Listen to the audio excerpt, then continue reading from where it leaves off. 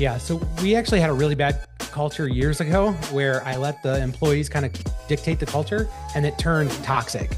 And I had to like completely reflush my entire team. What's funny is most of the employees that work for me all came from that reboot. Now, yeah, that's kind of how we got to where we are, is just having a culture to start with that wasn't, trash. And, a bunch of people that were like, this is the way we've always done it. And I think that is a big shift for us internally, is instead of being like critical about stuff, we're taking the time to pause and think critically. There's so much untapped value in our employees that sometimes we just, it's easier if I just do it alone. And so now I don't do anything alone. And then they say, well, what about this? Well, we're not going to do that anymore. We're just going to stop. And that's like, hard sometimes to really, what do you mean we're going to stop? Yeah, we're just not going to do it. I've had employees that have made 180-degree turns. Like before Lean, I was like, I don't know what I'm going to do with them. At some point I may have to fire them because I can't seem to get them going. And then now they're like my best leaders. Showing your P&L in public is equivalent to pulling your pants down. And he said that I pulled my pants down better than anybody else he's ever seen. But I would say anything, take away this. Spend your time learning. Pull the plug, rip the cord, do whatever it is, tear the Band-Aid off, just start and get going. But you have to lead from the top. Welcome everyone. Today we are joined by Brian Meyers, an inspiring entrepreneur and president of JCR Offroad, Victory 4x4 and That American Manufacturing. Over 20 years ago, Brian started selling Jeep bumpers out of his mom's garage on eBay. Today, he leads 3 thriving companies specializing in off-road parts and manufacturing solutions. Then a trip to Japan and the principles from 2 Second Lean transformed his approach, steering his company's vision to a world-class example of lean manufacturing. He has over 270 videos on his YouTube channel, Lean by Doing, and his team have recorded over 1,000 SOPs and Kanbans on Gemba docs within 5 months, which is an astonishing result. So Brian, welcome to the ANZ Learning Club. Let's get started from the beginning and tell us a little bit more about your journey. Sure. Thank you so much for having me on. It's really, really surreal for me because I've got a lot of invitations and I don't know why. I'm just doing what we're doing and it's gaining a lot of attention, which I think is strange. Tom Hughes from Gemma Docs has been a huge mentor of mine and he's really pushed me and told me, hey, you need to do this, you need to do this, you need to do this. And I've been just following the things he's telling me to do and moving forward. The next step for us is the Lean by Doing brand.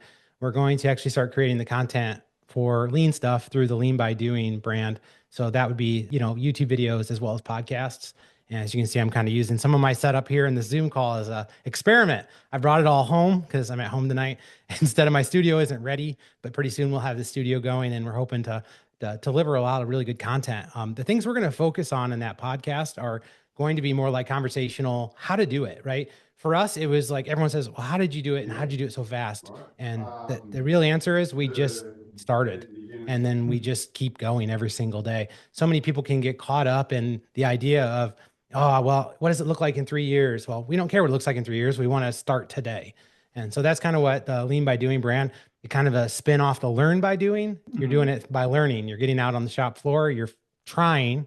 And the worst thing that happens is you just backpedal. Right? It's not the end of the world if it doesn't work, but if you don't try and break those old habits, you're never really going to move forward. A little bit about me. So this is my family. I've got 3 girls and I live in a house full of women. So you can imagine that's a fun experience. I don't even have a dog, so I don't have any male acquaintances in my house. But yeah, those are my girls and that's my wife. And this is our cottage in Michigan up on a lake. So that's where we spend most of our summer. Here's an example of, some of the products that we make for the Toyota 4Runner with the Victory 4x4 brand. And you can see that background's real. It's not a green screen. So we go out to Colorado and we go to Utah. We do a lot of really incredible trips. And one of the things that by doing these trips, it's allowed us to create content and we've done it for years. So transitioning to doing content for Lean isn't a whole lot different. We're already used to being in front of a camera. We're already used to recording things. So it became really natural. So people are like, whoa, you guys got this down already. Well, a lot of the stuff we already had, we had to like dust off our gimbals and stuff because we haven't been using them in years because long form content kind of died. But we used to do, hour-long 6-episode off-roading trips, and we would document the whole thing all the way through. This is my Jeep, and this is Moab, Utah. This is called the Golden Crack. So this is kind of how people use our products. And this vehicle actually I built for my dad and told him, hey, when you're done with it, I want it back. He gave it back to me about a year ago. I did a full frame off and swapped everything. So it's like a brand new Jeep and it's totally awesome. And it's something that, It's part of my dad and part of me. So that's super cool. This is our website for Victory 4x4. So you can see we build parts for Land Cruisers. I'm not sure if you guys have the 250 series yet in Australia, but here it is in the United States. We got it. We make roof racks, bumpers, skid plates, all out of metal. So, we do everything in-house from laser cutting all the way to powder coating to shipping to our end customers. We don't actually do any wholesale or anything. So we sell directly to our customers, which is super unique. And we figured we service our customers the best. So why not handle our customers? So that's what we've done. Since COVID, that's been the big push for us, is to get away from wholesale, giving away points. Let's just focus on feeding our customers. This is Fat American Manufacturing. This is kind of spurred from my trip to Japan, where I was joking that every time you got off the bus, they lined up and they greeted you. And they're obviously saying welcome or something, but I was like, man, they're calling us Fat Americans. They are. So it kind of spun into this joke. And then we're like, you know what, let's make it into something. So all the products that we're making for our operation, we plan to offer for people to use. So, not everybody has a laser cutter or the engineering capabilities to build this stuff. So we figured, let's be the first customer. Let's make some really cool stuff. And, if there's value, maybe people will buy it. So that's where Fat American Manufacturing came into play. And it's a pretty funny logo. It's a fat welder laying down, draw me like a French girl. All right, so I'll get right into this. So world class. What does world class mean? It's a long road, but it's worth it. And that's the thing you got to remember, that we'll always be striving for world class, but it doesn't mean that we're ever going to achieve it. And so that you need to work at it daily. So Brian, what does world class look like? It serves as a model of operational excellence, sharing its formula with the world. So obviously you think of operational excellence, you think of companies like CD Matters and FastCap. That's who I want to be. I want to be these incredible example of lean at the highest level. And then from there, I want to share the formula. So what did we do to have success? And what can we do to help other people have the same success? It's not always easy to have the vision to see what it is you want to become. But if you have examples out there, it's really easy to say, hey guys, look, this is what it looks like. Let's do this. They also provide unparalleled value to the customer with the relentless and removing waste. We want to drive all value to the customer. We want the customer to have the best experience they've ever had. And we want to be removing waste so that we're not putting any non-value on top of that. So our pricing and everything else can reflect a high quality product. And no excuses, only progress. So that's pretty obvious. You just got to get out and you got to do it. You know what I mean? And it's easy to make excuses and it's easy to say, well, this is the way we've always done it. Well, don't. Let's try something different. Acknowledges that their employees are the only appreciating assets. So this one's huge. We can all buy equipment. I'm not sure exactly how they handle it down there with your governments, but ours, they allow us to expense out, our product over a handful of years. And that product is also, going down in value. So if the laser cutter that I bought that's $1 million 5 years ago, it's now worth $1 million. However, if you invest your time into your employees, they're going to appreciate in value. And they're the only thing in your business that's going to appreciate in value. It also maintains a zero tolerance for quality defects, and that's without exceptions. So you're always striving to deliver zero defects, not only internally, but externally. So everywhere, no defect. They don't hold other people back. Instead, they lift people up alongside of them. This goes back to the beginning, whether that's people internally, your staff, or whether that's people externally, you're trying to raise everybody's waterline. And you don't want to be a gatekeeper for knowledge or a gatekeeper for opportunities. You want to bring people alongside of you. This is something that one of my employees gave me as feedback one time. And I was like, wow, that's really profound. He was like, Brian, what I love about you is you don't gatekeep. You're always trying to make us better and you're always trying to bring us along. And I was like, that's really cool. I've never thought of it that way. And that's why I feel like it needs to go in here. All right. So what's my plan? I'm not world-class by any means.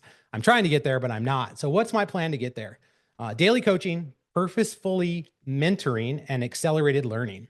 So daily coaching, every time you have a stop and you can talk to your employees about the process, you can coach them, one, how to become decision makers, and also what lean looks like. What are wastes? How is this a waste? How can we improve it? Is this value? Is this non-value? You have that opportunity every single day. Purposely mentoring people. For me, I had reached out to a handful of the guys, a lot of them are in my engineering department, and I said, hey, do you consider me a mentor? And if not, would you want me to be a mentor? And the feedback they gave me was pretty profound. Many of them had said, yes, I would love for you to be my mentor, but no, I don't feel that you've been trying to be a mentor to me. At times you may mentor me, but I feel like your focus is elsewhere. So when they said that, I was like, crap. So I made it a real big purpose of mine to be focusing on mentoring people below me. And accelerated learning. This is what the Lean community is great at doing, and that is learning. Audiobooks, reading, and podcast. Use your time really effectively. Instead of watching a Netflix show, let's watch a podcast on lean. Let's watch a podcast on leadership, stuff like that. Always be looking for ways to move forward. All my guys, they'll wear earbuds all day long. So while they have the earbuds in, be learning. So the next thing is going to be by taking action on the shop floor, advancing the processes and the culture. So I'm going to get on the shop floor and I'm going to pull this thing forward. I'm going to throw the rope over my shoulder and I'm going to find a way to just pull it. And I'm going to do everything I can to move the process forward, to improve the process. In return, you're creating pull. So your employees are starting to follow along because, hey, this works and this is really cool. And also at the same time, I'm focusing on culture. I'm being aware of how I'm interacting with people, and I'm making sure that I'm showing the utmost respect for them at all times. As they say, you have 2 ears, 1 mouth. You're supposed to listen twice as much as you speak. And that's something I've been really internalizing this year, is just stopping and listening instead of, waiting to talk. I'm at a war at waste, right? We all are. We all wanted to get rid of waste any way we can in our business. I'm going to do it strategically though. I can work on things that give capacity to areas I don't need, or I can focus on things that give me capacity in the areas I do need. My focus is this year is to creating capacity in the areas I need, focusing on those bottlenecks. At first, the first few months, we just were like blunderbuss, shoot it out, and let's just see where it hits. And that actually worked pretty well because it gave everybody a chance to see improvements in their areas, where if you were like really strict from the start, it may not work. But now, as you get more dialed in, you really need to start laser pointing where you're going to get the best bang for the buck, the return on the investment. Where are my pain points and how do I remove those?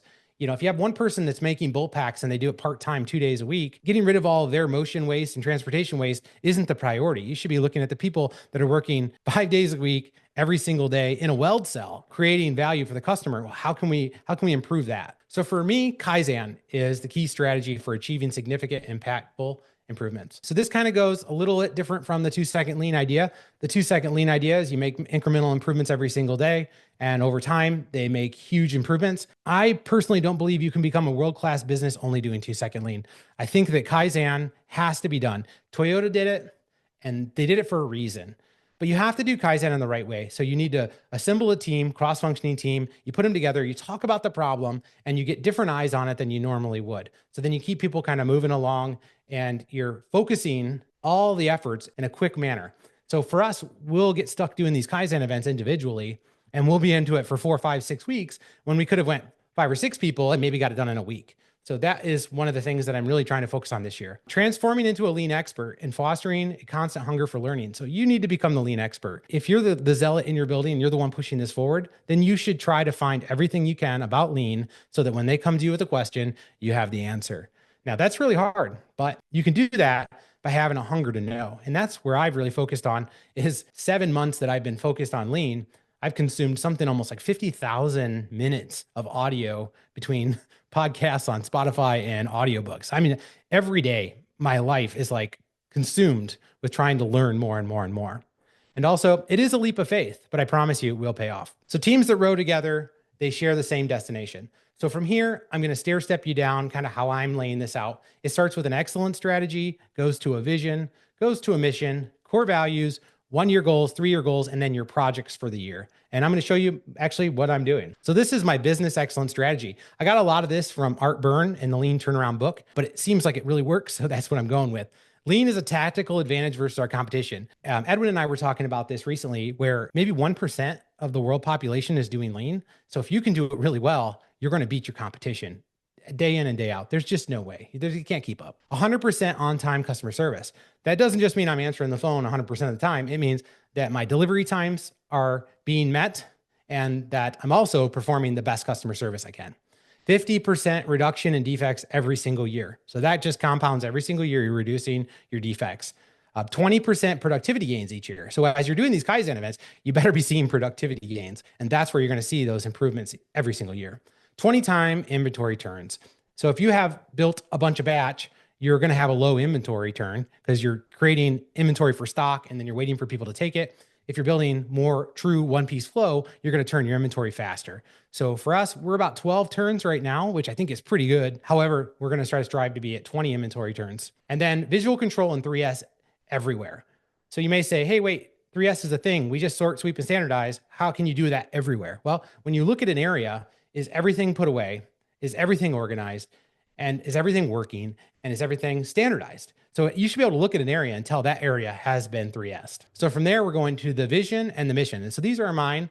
My vision is through the passion of our people, design and manufacture world-class products.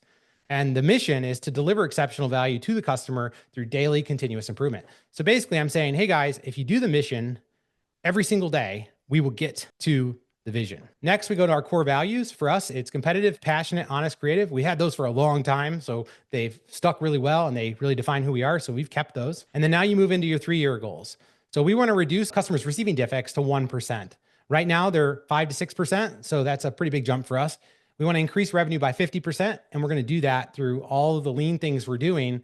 Having inventory in a grocery store, our customers call and we immediately ship them instead of having an 8-week lead time. That's how we plan to get there. Reduce average lead times to less than 2 days.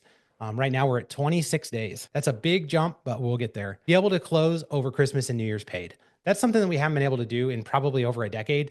And the reason is we're always still trying to make the month and make the year. And that last week matters, right? So I want to get to where it doesn't matter and we can just all go home and not deal with all the stress of the holidays and also trying to make the year at work. I want 80% of all of our welded products done by robot. We've already started moving in that direction. We have robotic cells. This isn't trying to replace people. I'm trying to make people's jobs easier. For us, welded products, they're a burden. They're hard, they're difficult, they're big. So if we can get to where we're doing it on a welding robot, it makes their jobs all easier. And one of the things I always tell people is, for a welder, the best operator for a welding robot is a welder. And there's no way around that. They know how to lay a bead. They know how to set the settings. So that's where I want my welders to move to, is actually operating this. So instead of using a MIG gun in their hand all day long, they're going to be using a robot. It's a different tool. We want to increase profit sharing to 15%. I'll give you a little bit more on that in a minute. Here's our 1-year goals. Reduce customer receiving defects to 3%. Again, we said we're about 5 to 6% now. So this year we want to reduce it down to 3% or less. We want to increase revenue by 20%. We're going to do that by getting all of our inventory on Kanban, which you'll see in my projects. We want to reduce average lead times from 15 days to 5 days. And then we want to perform 12 Kaizen events. We got one coming up this month already. And with some value stream mapping, it looks like we have probably 5 or 6 already laid out. So I think that'll be pretty easy to do.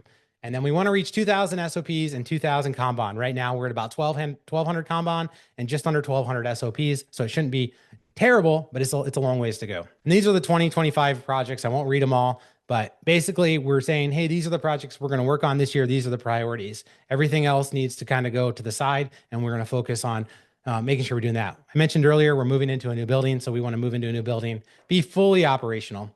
And then we want to continue to implement lean at a high level. We want to revive our creative and fun marketing, which has kind of been dormant for about 4 years. We've been so focused on just trying to get product out the door that now we have time to actually look at it again. And getting all of our internal products on Kanban. So we want a grocery store for when a customer calls, hey, what's your lead time? We have it in stock. We ship it that same day, and on and on. So these are all the things. But the last one I want to, on the bottom right there, is establish a culture that understands the customer pays for everything. This is something that we're already starting to work on. But for all of us, the customer's paying for everything. They're paying for our wages. They're paying for our profits. They're paying for our equipment. They're paying for our cars. They're paying for everything. And they pay for our 401k. They pay for our paid time off. So letting our employees understand that the customer is paying for everything, they have a different mindset in how they handle the customer. Then this brings to the profit sharing. So for me, I haven't done this before, and I'm doing it now, and I'm doing this out of faith. But I feel that if we're asking them to improve the process, they should have a gain from it. And so for every dollar we earn, they're going to get a percentage of that. And hopefully, as we grow, it'll really, really become, substantial for them. And I put on the bottom there, we can improve the process, increase profitability, and share the benefits, or we can waste time and money.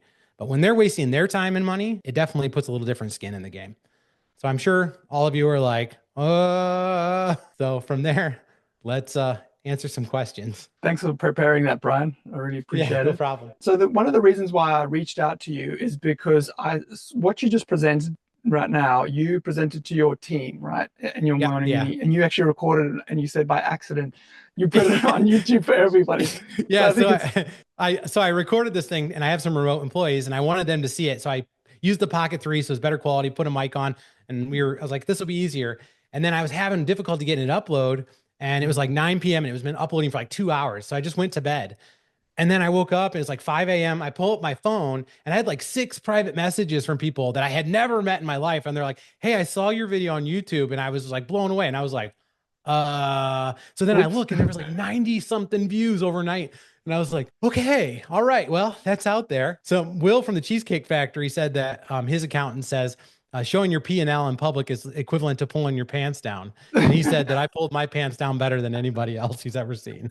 That's basically it. One of the things that stuck up for me is that your conviction. As a leader, most of your people will follow you because you have clarity of where you're going.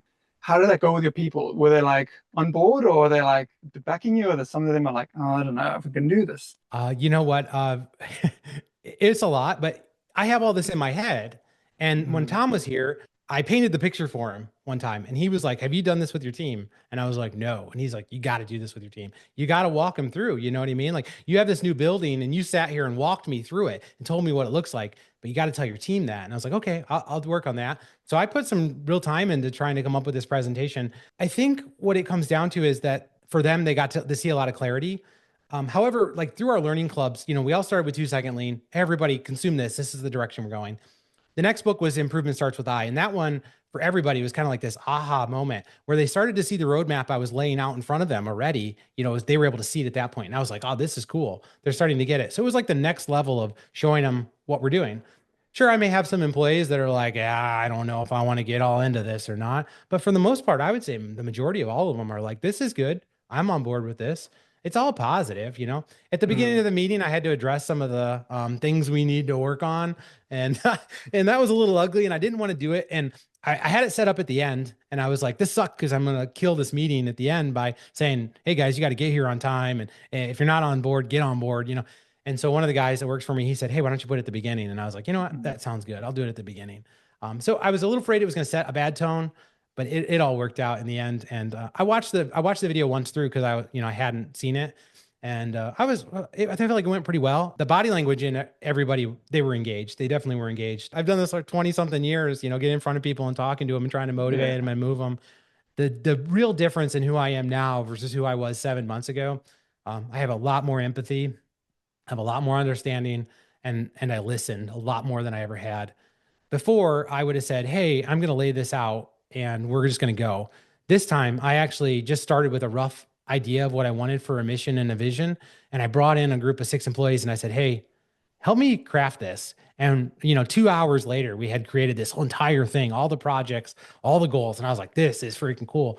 And that was kind of that big opening eye moment for me where I was like, there's so much untapped value in our employees that sometimes we just, well, it's Mm, easier if I just do it alone. And so now I yeah. don't do anything alone. I always have feedback on everything I'm doing because hey, I need some feedback on this because it makes everything better. I want to actually go back. What inspired you to go to Japan? Then you got hold of 2 second lean. Can you tell us a little bit more about that? I had the backwards Japanese experience where I was invited by Mazak, the laser company and machine tool company. Hey Brian, do you want to go to Japan? And I was like, yeah, I'll go to Japan. All expense paid trip to see your operations. That sounds cool. And then they told me I had to wear a suit every day. And I was like, well, that's gonna kind of suck, but whatever. It's the culture. So I went to Japan not knowing what to expect. And when I got there, it is just unbelievable. The entire time I was there, I was just like looking around, like, this is incredible. This is like heaven on earth. I had friends that like obsessed with Japan, and I was like, they're so weird about it. And I got there and I saw it. But what I saw when I was there kind of made me mad because I was like, they're so good at this. There's no chance I can do this. The culture in Japan is so different than the United States. They hire employees for life. It's ingrained in who they are. And so you come home. I came home from Japan actually, and I walked into my engineering groups and I was like, I go, guys, we really suck. Like we're really, really bad at this. And I didn't know what to do about it. I was frustrated. So about a month later, actually, Mazak took me to Europe. So I was like, I'll go to Europe. So I went on our automation tour. We started in Germany and then we went to the Belgium and then went to the Netherlands. And then I saw lean there, but I still didn't know what I was seeing.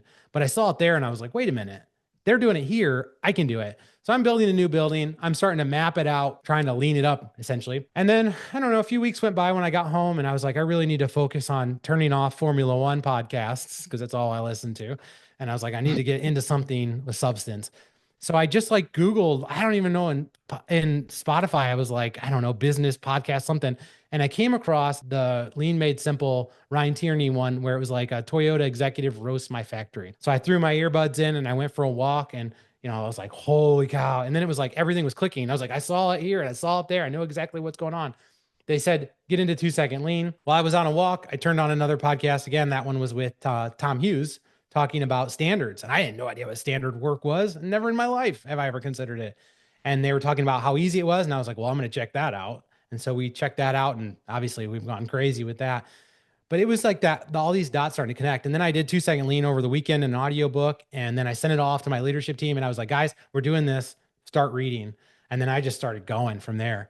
That was kind of my experience with it all and how I ended up right here. Such an amazing story. And everybody has something similar. We were just like, our eyes were opened up and we were like thinking, there's got to be a better way and something. And we research. And nowadays it's so easy to find things. And this sounds like it was very recent. That was last year? Is that right? Oh, it was, I actually went to Japan in May.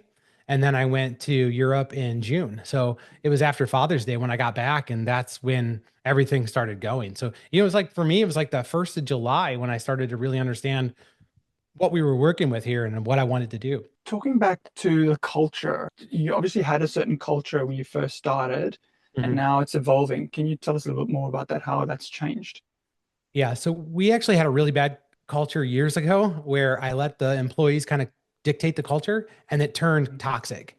And I had to like completely reflush my entire team, rehire, fire everybody. I mean, it was a mess. And what I learned in that time was that I can't let the employees set the culture. I have to set the culture.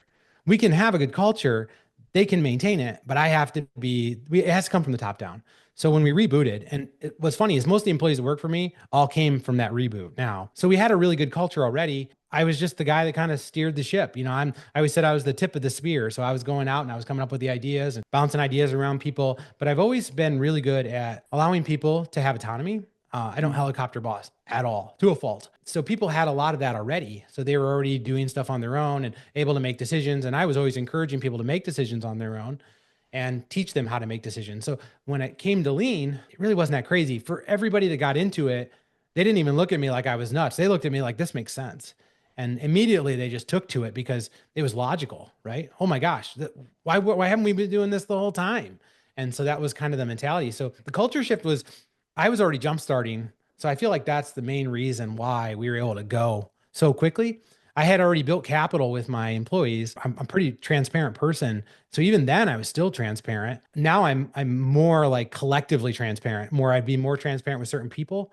Now I do it across the whole place and anybody can grab my arm. It's just learning, right? It's just like yeah. evolving. And yeah, that's kind of how we got to where we are. Is just having a culture to start with that wasn't trash and, a bunch of people that were like, this is the way we've always done it. So you said you're guiding that culture. How are you guiding that with your team? So I think the best thing that happened for us was to start with we called them the lean mamas, like the girls that wear the big dumb hats and they got the Yeti water or the Stanley water bottles. And they're like, hey, mamas. So we started this group called the Lean Mamas. We now call them the Lean All Stars. But I started a group of people that were like super interested in this right away. And I pooled us together. And, it started with, 4 of us, 6 of us, 8 of us, 10 of us, 12 of us. Now it's like 19. And I really focused allowing them to get going. So we kind of got a jump start on when we actually rolled it out to the whole shop. So all the people that, had reservations or haven't got on board as quickly, they were kind of left behind initially and we just started. But we started then Mm, going out and making improvements here and there. That's where people started to go, oh, this makes sense. Oh, this is cool. That's neat. I think for us, it's the challenge culture. And Paul talks about this all the time, right? You have to be willing to challenge. And recently in a book, I was talking to you about this. There was a difference between being a critical thinker and thinking critically. And I think mhm. that is a big shift for us internally is instead of being like critical about stuff, we're taking the time to pause and think critically. I'm allowing everyone to do that. And I'm allowing everybody to build the culture. I've had employees that have made 180-degree turns. Like before lean, I was like, I don't know what I'm going to do with them. At some point, I may have to fire them because I can't seem to get them going.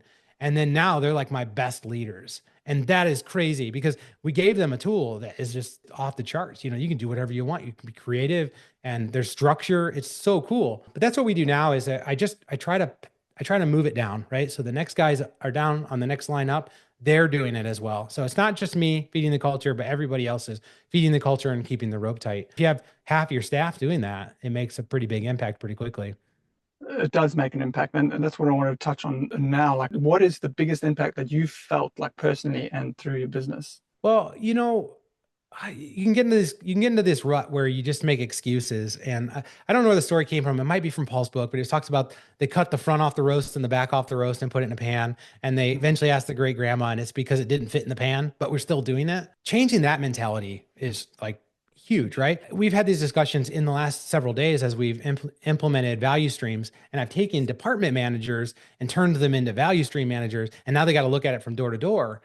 And then they say, well, what about this? Well, we're not going to do that anymore. We're just going to stop. And that's like, hard sometimes to really, what do you mean we're going to stop? Yeah, we're just not going to do it. Well, I don't know how to do anything different. Well, we're going to find out a new way to do it.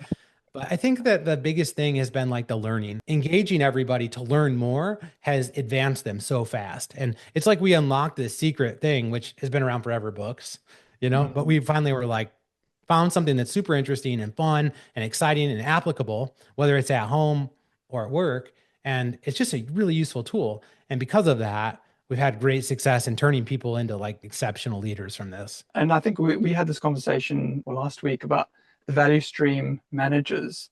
I want you to Mhm. touch a bit more about on that because I think people change their minds when they see, wow, this actually changes my life. It makes my job so much easier and I get better quality and the customer's happy. Doing small things is great, but you need to do a lot to get any kind of big change and it helps you to get to that change.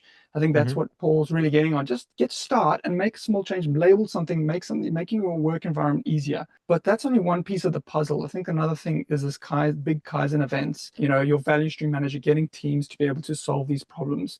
But not a lot of people are documenting that and showing that change. Can you talk a little bit more about how you came to that realization and how that's impacted your organizations? So I feel like with 2 Second Lean and Paul Akers, what he's trying to do is tell us how to build a culture like Japan has. And by Mm, creating that culture, you then have the ability to do lean.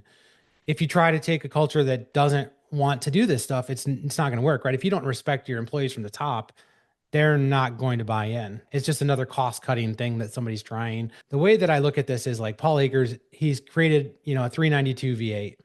And when you take Kaizen and you put that on top of it, you're supercharging it.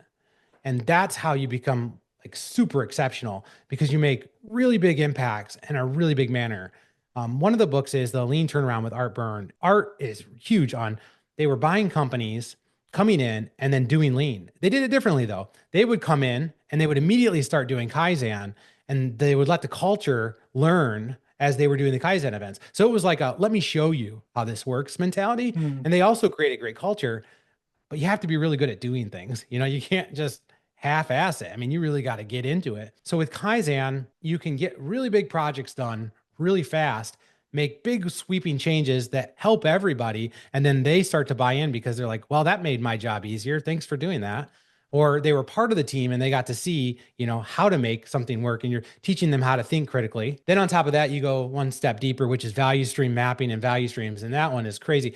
So we started doing value stream last week and we had basically created we assigned an engineer we had 3 value streams. We assigned engineers to those value streams. We inside then took some of our best talent and made them managers of those value streams. And their entire job is to improve that value stream, right? I mm, keep telling them the value stream is the veins and you got to make sure they're free and mm, clear. Otherwise the heart's going to get started and we're going to have a heart attack. So make sure that you're clearing the way for the flow to come through to the heart. And by doing that, now I have people that are looking at the product at a different granular level than ever before. Before it was like, yeah. yeah, we know that comes through here. But now I have people that have ownership on it and they go from door to door, and we can even say door to the customer's door. You know what I mean? But I keep saying, hey, if we can get it controlled inside our doors, we don't have to go to the customer's door. But then they walk it every single day. They look at the problems, they identify the problems. We pick targets. So they have exactly targets. So my welded value stream is a good example. It's half of my revenue goes through the welding department. And we have a capacity issue through the manual fab area. So getting it to robot is super important. But we wanted to give like real measurable tasks. So we laid out like a 90 or sorry, it's 45 days. Here are the things we want to get done in 45 days. And these are the things that create capacity for us in the area where we need it. And then initially, when they got started, so earlier this week, they had come across some good ideas, but they were able to look at them and say, they don't align with our 45-day goal. So we're just going to push it off to the side and keep going. And that's what you want because sometimes you're like, ooh, new shiny object. And I'm really Mm, guilty of this too. I'll be listening to something and like, that's an awesome idea. And then I run into work and I'm like, guys, you gotta see this. Like, check this out. And some of it's good, but some of it's a distraction. So what I've been mm, trying to do is take away some of that distraction and give us some real laser focus. After 3 months of just kind of throwing it everywhere, now we want to start to really get into the gains. And that's where like Art Byrne talks about going in and doing these major Kaizen events, moving equipment, doing all this stuff. It's getting you the quick wins, but they're big wins. The two mm. second lean wins, they're daily and they're good habits to have. And they're great for people that are working on the shop floor every single day. It's great that you moved your scissors from your left side to your right side because you're right handed. How do you get the workstation they're working on? How do you improve that? They don't have the ability to just go, well, I'm going to go engineer this and laser cut it and bend it and break it. So that's where you have to have some like lean all stars that can go and do and fix some of those things for them. Otherwise, you're waiting around for them to figure out how to do something they can't do. So the one thing that I've taken from you is like, if you think of it, 2 second lean is almost getting really micro, getting down to, how you're working in that little workstation.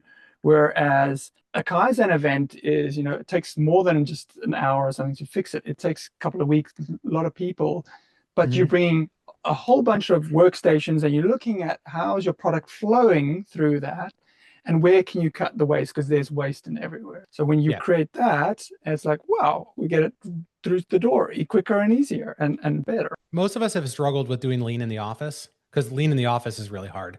You can't see your waist, right? It's a lot harder. Mm, However, if you take your office employees and put them into Kaizen stuff on the shop floor, then they have a different vantage point. So then when they come back to the office, they understand what waste looks like in the real world. And then they're like, wait a minute. So this is my waste. And so you get that through Kaizen. You don't get that through, hey, just keep doing 2 second lean in the office continuously forever. You got to teach them, right? You got to show them. One of our accounting people, Jen, she'd be great to go out, create some SOPs for this process, help us create some Kanbans for this project. And boom, she's engaged. She sees how it works on the shop floor. She sees how it connects to the customer. And she sees how she can mm. make like big changes to a company instead of just being like, well, I'm only accountant and that's all I know. I watched a video which I shared on the group yesterday of Will's factory where he's taking down his Yeah. walls and that. For me, I get so excited about that. That's awesome. But some people are like, oh my goodness, this is scary. Why take such a big leap? Because I know with you, you're also making big changes and things. Well, you need courage. Where do you get that courage from? Or That's a tough one. I feel like a lot of the 2 second lean community is religious. So when I say like faith in God is important, and for me, I've always had this blind faith in God, right? He's going to lead me where I should be, and with that, you start to have more courage in your other things because you try, right? What's the worst that happens? Will tears the walls down. What's the worst that happens? His spaces open up. Big deal, right? What's the mm, best thing that happens? It changes everything. It changes the flow. So taking some chances like that, they just have to happen. Sometimes you're going to miss. I don't think taking walls down and removing barriers is anything that's ever going to miss. But you mm, could move a piece of equipment and put it too close to another area, and then your operator's using it, and the next thing you know, their shoulder hurts because it's too close and they're crunched all day long. So you have to have some flexibility. Say, okay, well, I'm going to move it. But most of the stuff you really think about and you talk to enough people, you include enough people, you get enough ideas, and you work through it, and then boom, yep, this totally works. A really good example of this. I have a company that's near me, and they are doing lean-ish. They're trying to do the 2 second lean thing. I'm trying to get them to jumpstart their morning meetings and stuff. They've already been doing lean, but they've been doing it like in a Kaizen form where like one or two people are doing it. So they're kind of mm, doing lean to their staff. However, they've created great pull. Like their staff's so engaged and ready to go. So I'm like trying to give them the courage to go. Let's go. Let's go. And mm. when I was there, they had two engineers, and their engineers had this great idea for this work cell and how they were going to implement it. And we were standing there talking about it. And I said, we don't have an operator here. Where's your operator? And they're like, well, she's over there. It's like, so we're going to talk about changing this workspace, but you don't even have the operator here. Yeah. So you can make these changes, but you're just going to change them again. So that's kind of the thing, is like making sure that you're including the right people and you're Mm. not doing lean to somebody, you're doing it with them. Yeah, you're taking your people with it, right? Do we want to go to some questions? Brian, in your presentation earlier, you said maintain zero tolerance for quality defects without exceptions. Mhm. So the question is, how do you stop people from blaming or deflecting from themselves and get them just to focus on improving the process? It's not about you, it's about the process. How are you overcoming that? You're basically saying that before you dig into something, right?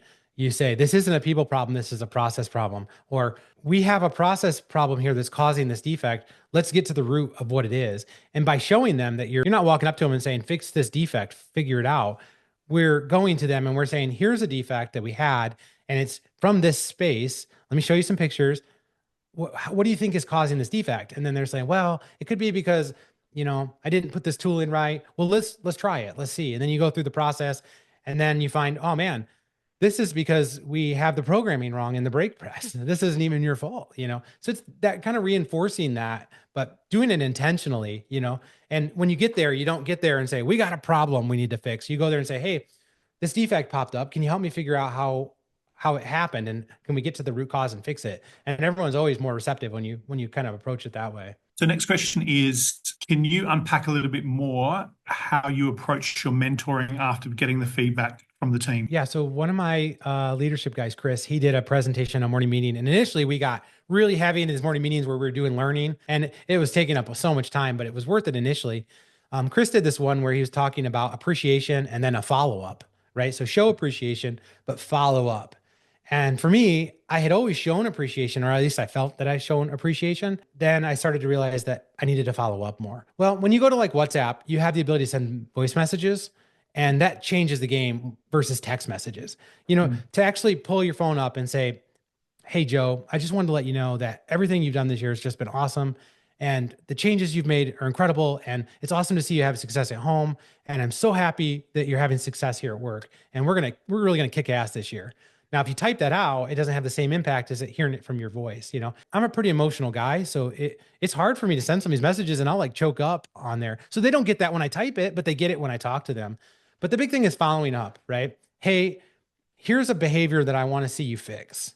And then they say, okay. And then you help them with some ideas on how to fix it, give them some feedback, and then you follow up. And if I'm like, someone comes to me and says, hey, so-and-so, it's tremendous, the changes they've made. I go to them and I say, hey, I just want you to hear this. This is what they're saying. And so it's like making sure that you're having that follow-up. But also, one of the things I've been trying to do is be more challenging. And historically, I don't like to do that. It's not because I don't want to be. It's just like you can waste a lot of time if you're not in the right space, if you're challenging, right? You're just causing problems. Now I'm trying to be challenging in a different way because I want to see growth. So I'm just making sure I'm like, listen, I'm not trying to be a dick. I'm just trying to think different and challenge you to think different. And then they're like, oh, okay. What is it? Praise in public and reprimand in private. That's another big one. If you're going to give somebody some negative feedback, do it in a way that doesn't, derail them.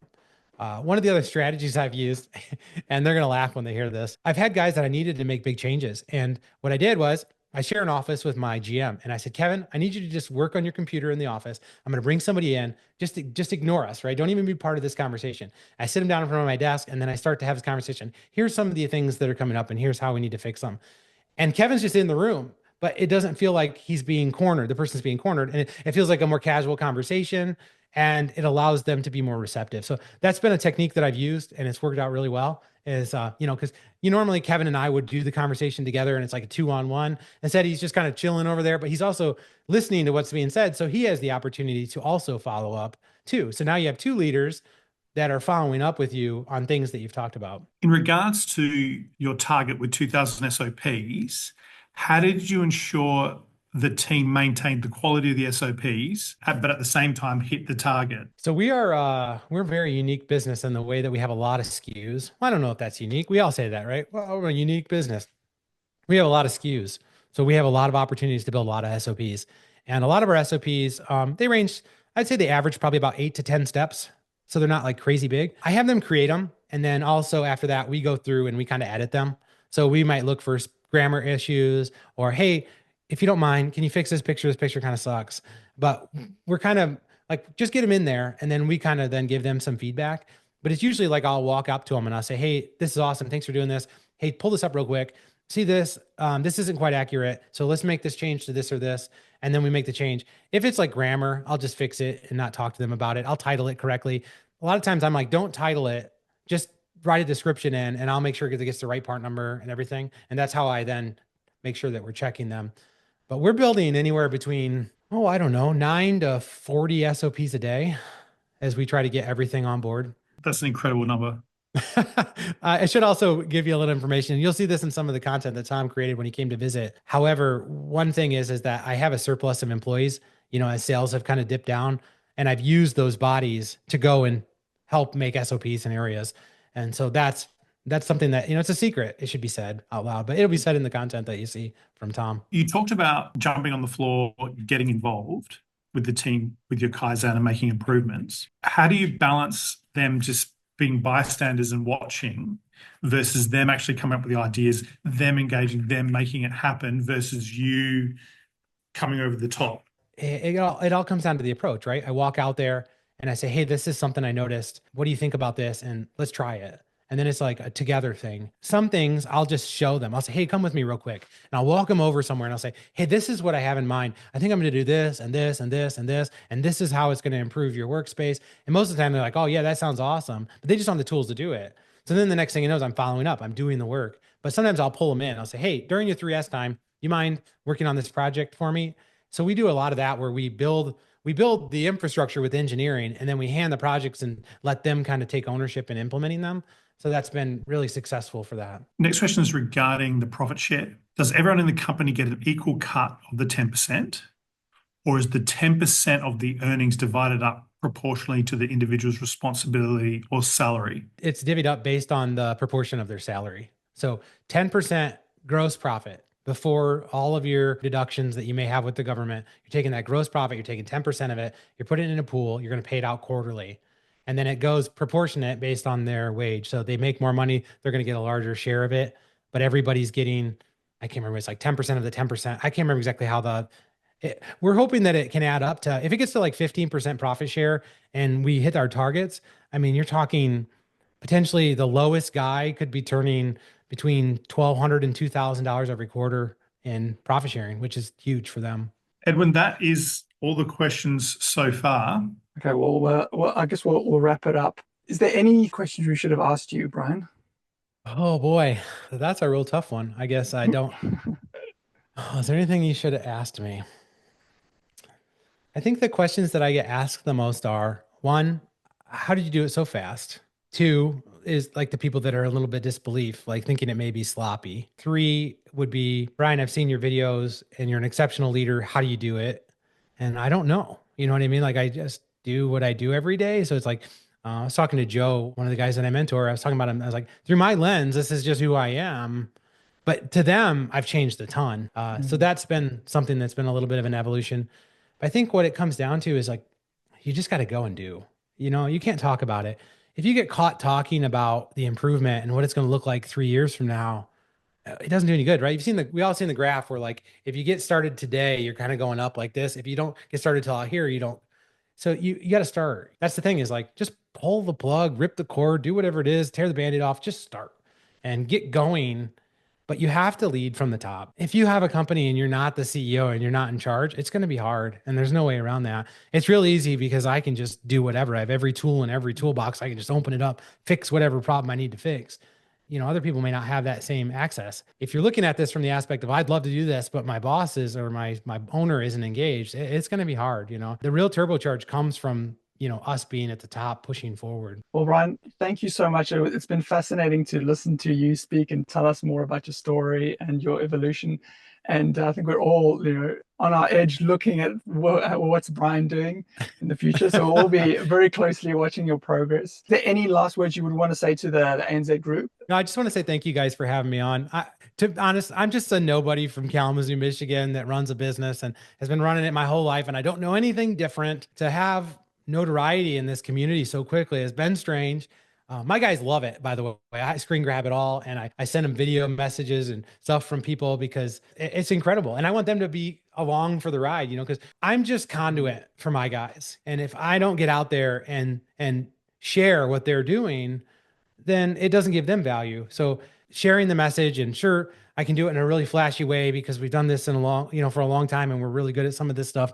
It doesn't matter what your content looks like as long as it's good content. I would say anything, take away this. Spend your time learning.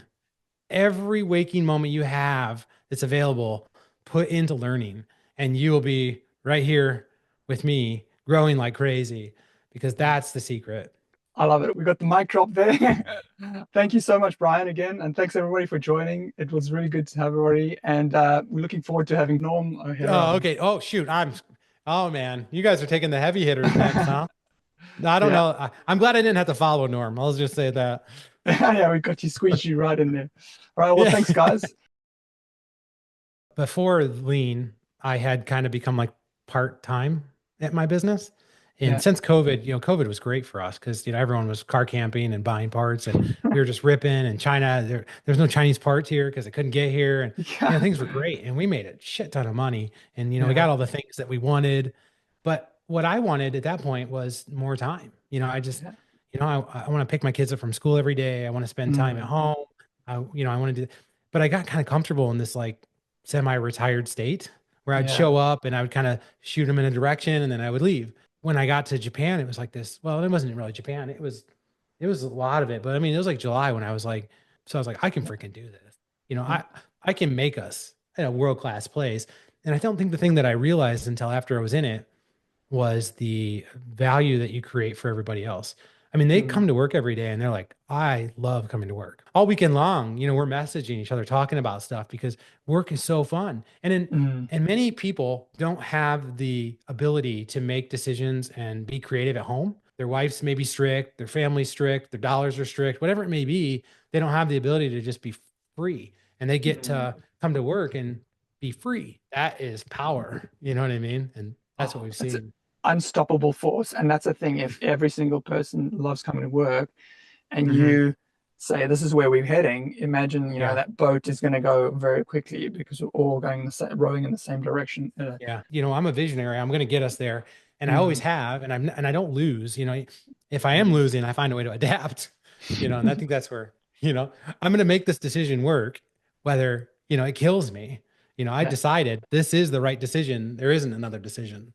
And that's a mentality that not everybody has, When I get this podcast up and running, my plan is to just interview my guys. And I think that's like a really unique opportunity to just say, tell me what this has looked like for you.